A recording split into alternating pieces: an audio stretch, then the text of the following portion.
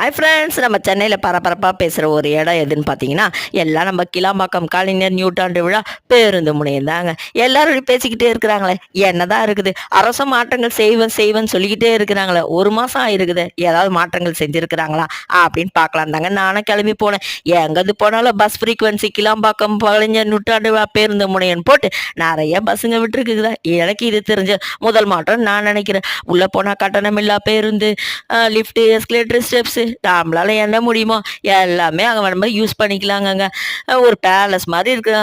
என்னமோ ஒரு மால்குள்ளே போனால் எப்படி இருக்கும், ஒரு மினி ஏர்போர்ட் மாதிரி இருக்குதுங்க. உங்களுக்கு டைம் கிடைச்சா நீங்கள் கண்டிப்பாக போயிட்டு ஒரு பிக்னிக் ஸ்பாட் மாதிரி இந்த கிளாம்பாக்கம் பேருந்து முனையத்தை நீங்கள் விசிட் பண்ணி பாருங்கள். இதோட ஃபுல் டீட்டெயில் நீங்கள் தெரிஞ்சுக்கணும், மாற்றங்கள் இருக்குதா இல்லையா, என்னென்ன பண்ணியிருக்கிறாங்கன்னு நான் நம்ம சேனலோட லிங்க் கொடுத்துருக்கேன். அதை போய் பார்த்து நீங்கள் தெரிஞ்சுக்கோங்க. நீங்களும் போயிட்டு வந்து உங்களோட ஃபீட்பேக்கை சொல்லுங்கள். இந்த வீடியோ பிடிச்சா லைக் பண்ணுங்கள், நம்ம சேனலை சப்ஸ்கிரைப் பண்ணுங்கள். போயிட்டு வந்து உங்கள் கருத்துக்களை கமெண்ட்டில் சொல்லுங்கள். தேங்க்யூ.